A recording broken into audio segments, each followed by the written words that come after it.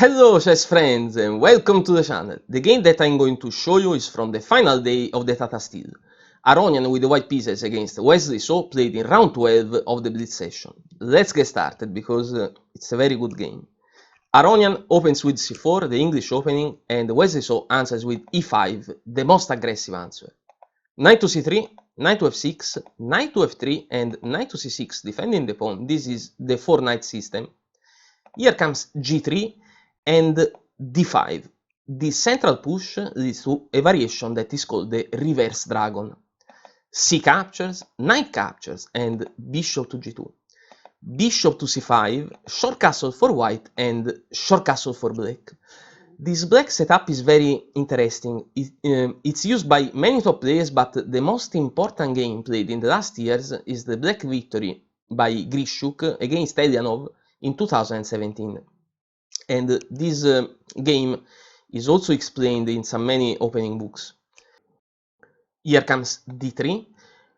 Rook to e8 deviates from the Grischuk game that plays something different. If I'm not wrong, bishop back to b6 now. Instead, here comes rook to e8. Now bishop to d2, knight captures on c3, and Aronian recaptures with the pawn. Probably recapturing with the bishop is more precise. Only 2 games in database. Bishop to g4 was played before. Wesley So plays a novelty. Bishop back to b6, a setup similar to the Grischuk's one.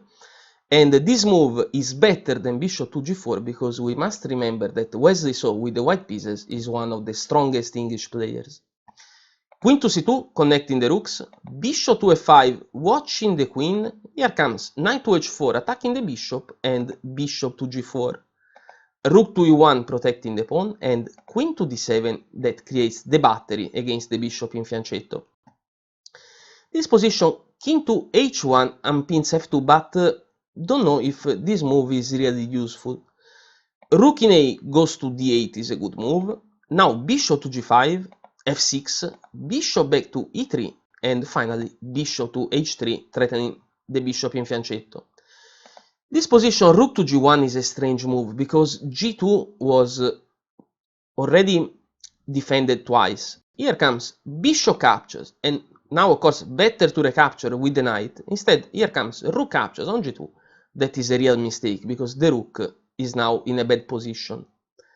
Bishop captures, f captures, and now comes e4 that is a very good move. If white captures, his pawn structure becomes really bad. But d4, not played luckily by Aronian, is even worse because here comes g5 and the knight is lost. So after e4, white is forced to capture, d captures on e4, queen to e6 improves the queen and is watching the center, knight to f3 and king to h8 is a good move. Let's go back one move. It's a good practical move because of course this is a 5-minute blitz game. There is something better, but why king to h8 is good?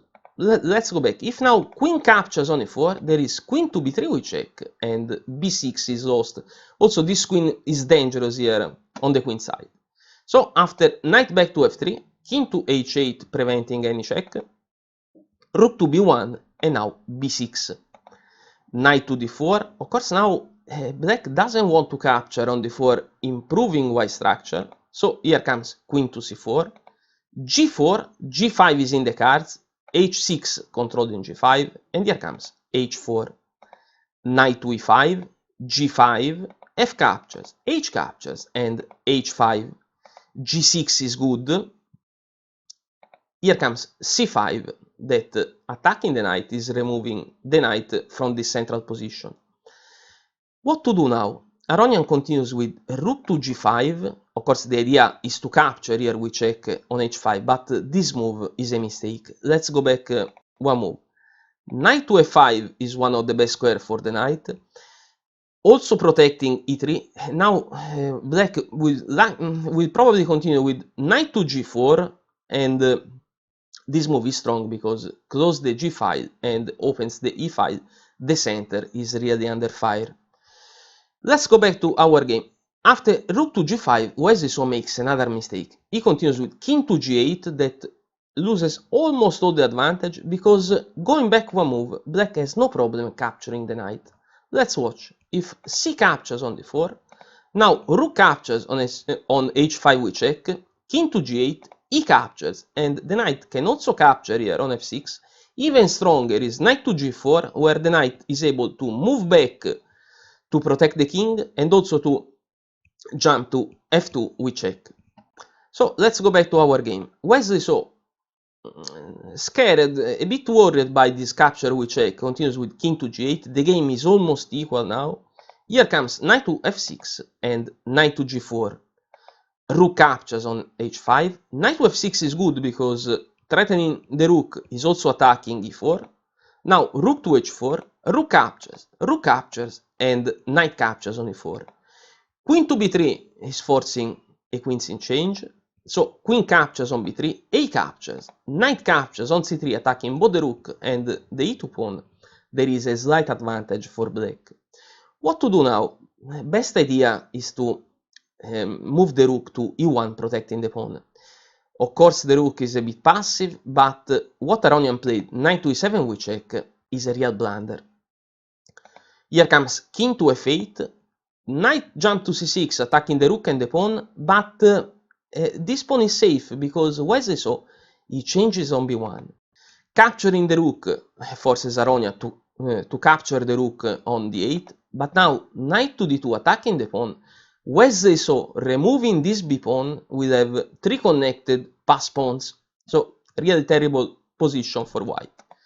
King to g2, knight captures on b3, king to f3, and now a5. Knight to e6 we check, king to e7, knight captures on g7 and a4. Also, king to f6 is another great move. Here comes knight to f5 we check, king to f6, but advancing the pawn. Now the king, of course, cannot capture the knight or the pawn will promote. So king back to f7, controlling g8, and unluckily for white, there are no good moves for Aronian. Knight to d6 we check, king captures on g7, knight to b5, controlling a3 so that the pawn cannot advance, but also Wesley So with the check is able to relocate the knight in a good position. Knight to d2 we check, king to f4, king to f6 is useless, e4, and this knight to c4, this is the move that wins the game. Here comes e5 we check, king to e6, king to e4, and a3.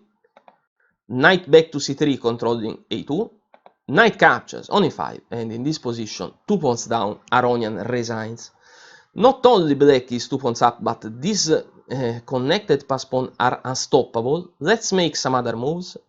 King to f4 is one of the best moves. Here comes b5, that is a very good move because the knight cannot capture or the pawn will march and promote to queen.